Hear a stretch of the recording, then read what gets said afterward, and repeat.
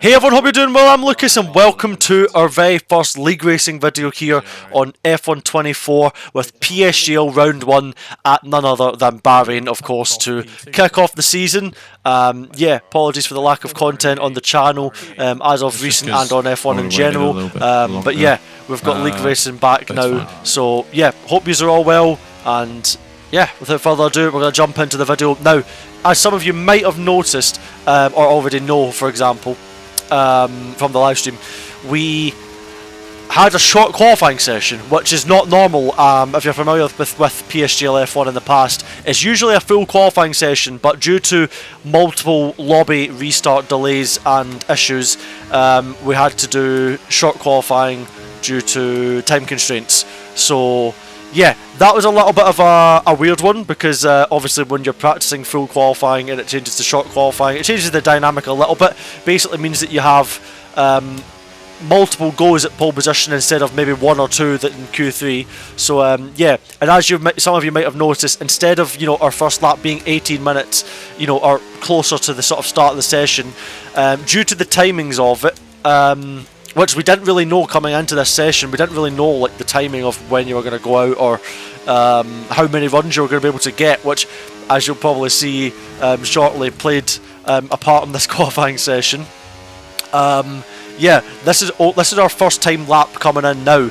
As in my first attempt, I decided to bail out straight into the pits to just get on with it. So that is us 2 sectors into the lap. It's been a clean lap, but it's not been a great lap. It's been pretty nothing sensational. Into the last corner, taking too much speed out of it on the entry, and coming to the line now.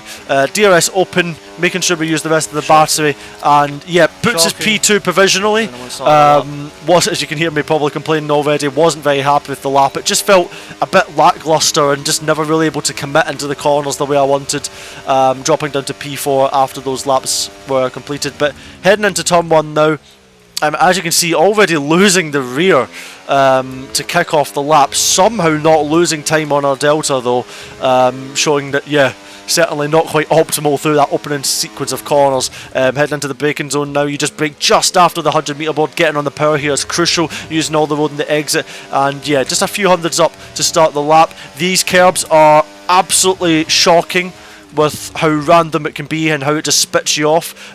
Carrying a bit more entry speed there this time, and you can see now 900s up on our delta. But yeah, coming into this 910 section, diving in with lots of speed but not quite getting on a good exit, and we actually lose time on the delta, and we already didn't really have a good turn 910 on the delta, so not the best, and missing the apex a slight bit there. So the lap just not coming together. We're not generating more lap time. We're actually sort of stalling now as we come to the end of sector 2 with a 5-2-2 split, diving into the penultimate corner now, trying to carry some momentum, and we're only a 10th up on our provisional lap. So yeah, not the best so far. Coming into the final corner now, committing in, just touching the inside curb, maybe a little bit too much, a little bit of a snap of oversteer at the middle of the apex, or coming out of the corner, and we improve, and it's only P2, but unfortunately for us, this is put us in a very difficult situation, because as we're cutting now to literally the final seconds of qualifying, we cross the line with 2-1 and probably a couple of tenths to spare. We crossed the line, but what you guys can't see is we did not have a full battery. We literally had to push like it was a qualifying lap in to get this lap done, and as you can see, we missed turn 1, but that was also because I was hesitant on the brakes. I had no idea which brake bias I was in, because usually at the start of the lap I make sure I know what brake bias I'm in, etc, etc, but I missed it. So yeah, we're actually down to start the lap, and we know we need to commit now to make up some time. And coming into this high speed section, you can see these stupid curbs. Well done. And yeah, that really did not help us one bit to end the qualifying. And albeit we were probably not gonna, we would have struggled to have improved, because we were missing probably 25-30% of energy to even start the session, or start that final run. But yeah, that is ultimately P3. Make the lap without enough energy. I have no idea what brake bias in this session somehow. It's just a joke. And we only got 2 laps instead of what should have been minimum 3. So I didn't really do a good job of making sure we knew the timings as well as we should have in short qualifying. But at the end of the day, it shouldn't have been short qualifying. So that's just the way it goes. Not the best qualifying execution. Wasn't happy with the lap time we achieved. But at the end of the day, we are in the mix for the race, and that's all that matters. We're on the hard tyres, doing something different. The lights are out, and we get an absolute stinker of a start off the line. Immediately getting jumped by Jake Benham on the right hand side on the mediums as we dive into turn 1 now, hanging it round the outside. We see the arrows on the right hand side, sort of indicating that we have Josh in the soft as well, trying to make his way through as he does. And ultimately, I use a bit of energy here and get off it now as we realise we actually have quite a bit of a gap to the cars behind. We're going to let Josh go, as these softs in this sort of opening phase of the race probably had around a second or so advantage on the hards at this very early phase. So the goal now is to make sure we stay in contention with these leading 4 cars ahead of us as it stands, and beat the lead train on the hard runners, where we're going to be doing the alternate strategy in this race. And as you can see, actually, just by even looking at the leaderboard, we have a wide mix of strategy available. We have a lot of hard runners behind us, but ahead of us we have softs, we have mediums, and we have even hards around us. Obviously, us being the leader in that train. Josh having a huge snap on the exit of T11 as we wind through to the end of Sector 2. For the first time in this race. We go a little bit deep, naturally having to push in this early phase of the race. And of course, new on this year's game is kind of a little bit of a return to the way it used to be back in F1 2019, where we have to battery spam. And yeah, that's something that I don't think many of us like, because ultimately manually spamming battery and going up and down like a yo-yo is it doesn't really feel very good to do. It's not something that I think a lot of us pros like personally, but personally speaking, I don't like it because I just think it's a bit silly, but that's what we've got to do. And yeah, Duncan, who made his way up on those soft tyres, making use of the extra grip in that opening lap, putting us down into P6. But yeah, skipping on to lap 2 now, we can see we have Otis Lawrence behind us on the medium tyre, which we would think at this stage in the race maybe we'd be able to latch onto the back of us. So I was sort of expecting this to be a full train, but I believe Otis actually used all of his battery right at the beginning of the race. And yeah, you can see here, even though he had DRS, he dropped out of the DRS window just due to not having the battery. So this actually gives us a very unique opportunity in this race to try and bolt away. And as you can see, even just skipping to the end of lap 3, we have 1.9 seconds to the car behind, and crucially now to the next nearest hard runner. So this is an opportunity for us to go with the train ahead, use not only our pace but the pace of the cars ahead to try and progress forward and try and make ourselves a little bit of a standout in this race on this alternate strategy, as we know these sort of tyres ahead. And even, yeah, perfectly timed. Skipping on to lap 5, Jake Benham on the medium tyre, interestingly, struggling. And then you can see he got a bit of RNG on that curb, spitting them out a bit wide. So we dive up the inside, getting up the inside. Jake turned into us a little bit on the apex. Nothing wrong there, though. Just a little bit wheel rubbing. And yeah, it was a fair move up the inside and got the move done. And then we have, yeah, all this battery, 70% battery. My goal now was to try and pass Jake and latch onto the DRS of Duncan ahead as his soft maybe start to dip down. And we did a good job of that until I did that, where I lose the rear end of the car and as a result have to try and blast the rest of my battery to, you know, hold on to any hope that I would get the DRS. But that mistake 100% cost me a very good chance of getting the DRS. So yeah, that was my mistake. And yeah, ultimately we're gonna weave here in a moment's time to indicate that Jake, you can go back past, as to be most efficient as possible, so that Jake and I don't lose any more race time due to effectively my mistake, as we should have latched onto the DRS.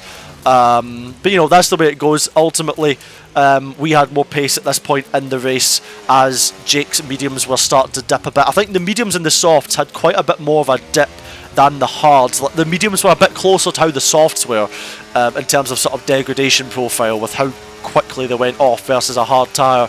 And yeah, ultimately I wasn't really too worried about dropping back from the cars ahead. As you can see, they are swapping around a little bit, and ultimately that means that into braking zones they're going to sort of reel themselves back towards you. So even though the gap is 1.4 seconds, we're on lap 7 now, and the softs will start to degrade a bit at this point. They won't be terrible, but they will start to, you know, fall away compared to where they were at the beginning of the race. And yeah, this is our chance to sort of march our way forward and catch our way back into the train, back into contention. And yeah, as you can see, 1.1 second and 9/10, crucially before this DRS detection point coming into the turn 9 right there, and we are back in DRS. And actually, interestingly, already 9/10 ahead of Jake. Make it a second, so we've technically already, well, we have now broken DRS to Jake behind, so those mediums not working well for him at this early point in the race. On to lap 9 now, and a crucial note in this race for us is that we are 3.3 seconds ahead of the next nearest hard runner. So this is a great opportunity for us to make use of this advantage on our nearest fellow strategy runner. But that is only going to be relevant if we can make our way forward as the cars ahead start to lose pace. So on lap 9 now, top 3 on soft, Danny Berezny ahead of us on the medium tyre, and we're getting really, really close now. Our battery is nice and topped up, we're running well. We opt to use that inside curb and thankfully get away with it with no RNG. We're going to dive up the inside for the second time on this race, go in deep, force the move. Danny didn't put up too much of a fight, naturally not wanting to lose race time. He knows at this point that my hards are coming into their own, so fair play there. And yeah, again, using that inside curb, it's really a chancy one when you go through that chicane. Third time in this race now, up the inside on Josh. He leaves us room, but we have this weird contact model moment, and this was nobody's fault. It was just, we got remotely close to each other and the cars just sort of dragged each other together. It was really, really bizarre. Because yeah, we left each other plenty of space, but it was just, yeah, the cars sort of glue themselves together a little bit. They're quite grabby sometimes when you get in close quarters with each other. But up to P3 crucially in this race, on to lap 10, about to be 11, and making great progress. This was really crucial for us to make sort of those two moves in quite an efficient manner, not losing much race time in the progress as we head towards turn 1. DRS open, diving up the inside now of Duncan, being the car without the DRS, and up into P2 behind our former teammate and good friend, of course, Barry, in the Ferrari ahead of us. And yeah, I did have a small think about having a move here, but again, the goal is to lose as little time as possible while making our way forward. And I knew coming to the end of lap 11, it was highly likely Barry would box, and indeed he does, getting a little bit of slipstream for good measure, taking the DRS, using a little bit of energy.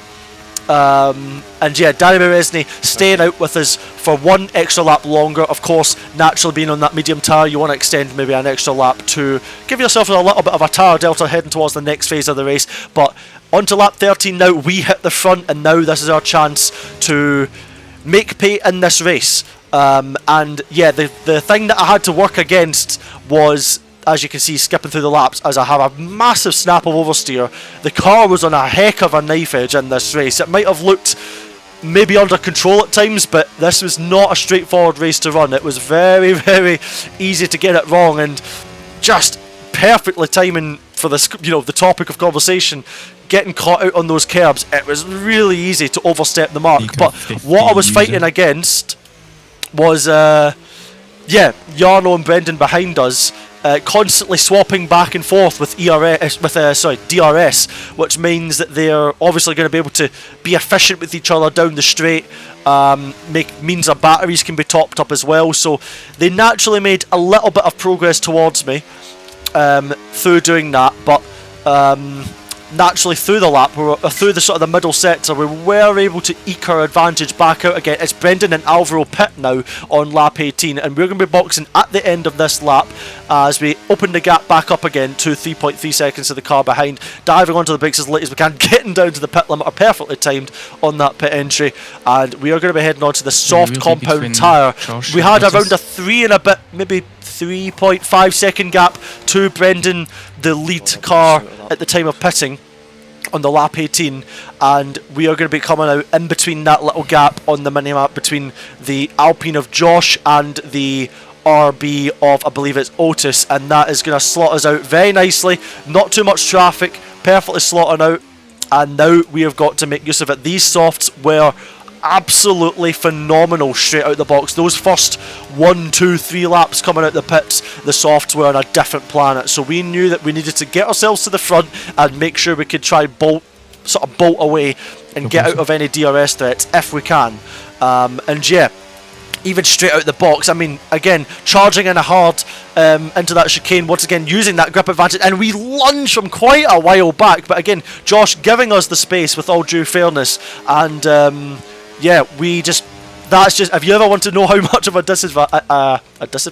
grip advantage that, you know, new soft straight out the pits compared to a hard that had been on for probably 10 laps or so, that is it. But as you can see, Brendan and Alvaro, who were 3 seconds behind in 1 lap, effectively performed a 3-second net undercut, albeit on 1 lap older tyres now. So that 1 lap extra that we got was purely down to us being yeah, that amount ahead due to the first stint. And look, on the brakes here, everyone bunching up so much, we can brake so much later on these softs. So we know we've got a strike while the iron's hot. Having a look at the inside of Duncan now, DRS open for the both of us. I force him to the inside to make sure that we have a gap in the outside. We dive late on the brakes, pinch him as tight as we can, going round the outside. Duncan doesn't have an answer. We just have so much grip, sorry. And yeah, just committing hard through this part of Sector 2 at the start of the chicane. And then, yeah, you just can't do anything wrong on these soft tyres. We have so much grip. We have a thing to the inside of Danny Bresnay. We're going to opt for the outside. We have a car's width to use, and we make the absolute best of it, using all the road in the exit, and we swoop round the outside. Opportunism, yeah, to the best effect I can make it happen. That was a terrible sentence, but we'll roll with it. And yeah, already right on the back of Barry, almost to the point where we're pushing him round the corner. These softs were in a fantastic point of their stint, really, and we knew that, you know, we wanted to get ahead, but also bearing in mind we have Brendan and Alvaro doing the same sort of thing as us, and ideally for us, we want to try and get past the hard runners without letting the other soft runners also pass them, and for us to try and break away. So this was really, really crucial how we time these next couple of moments. So DRS open, of course, on Barry now.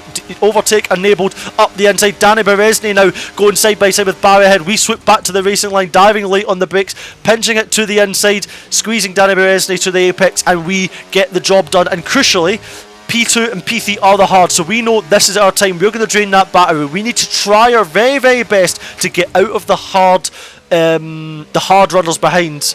That was terrible English.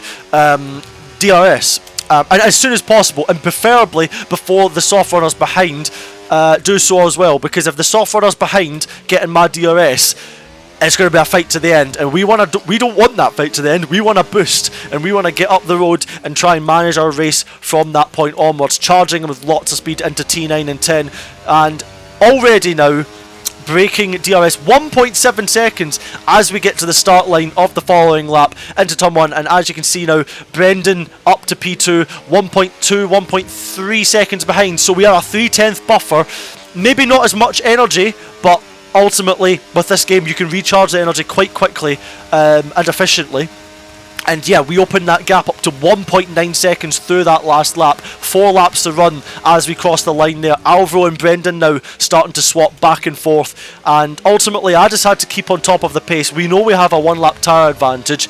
And yeah, we knew that we would eke that. Maybe we would eke the gap out in the middle of the lap. They would come back to us on the DRS. I believe Brendan and Alvaro had practically a full battery as a result of obviously being able to swap back and forth. And yeah, we were just sort of managing the battery to pace. We didn't want to sacrifice a large chunk in one particular lap and then have to, you know, make sure we don't make any mistakes. We kept the gap good, we used the rest of our battery, and yeah, coming to the final corner now at the end of the last lap.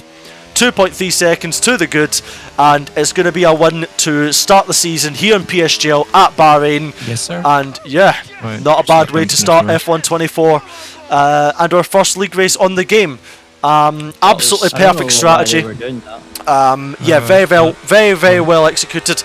Definitely a bit annoyed with qualifying, with how we never really managed to tidy everything up, but yeah, we got the job done. Yeah, thanks for the strategy, lads. That was Yeah, we made up for the execution in the race. I think we did pretty much everything right. We, made moves, nothing too over the top. So we should be alright. So I'm sure. Yeah, we can debrief after. Thank you very much for watching, guys. I hope you enjoyed the video. Please like and subscribe and comment your thoughts down below. And yeah, we will be back in, I believe, 1 week's time for round 2 at Silverstone. But thanks for watching. Love yous all. Ciao.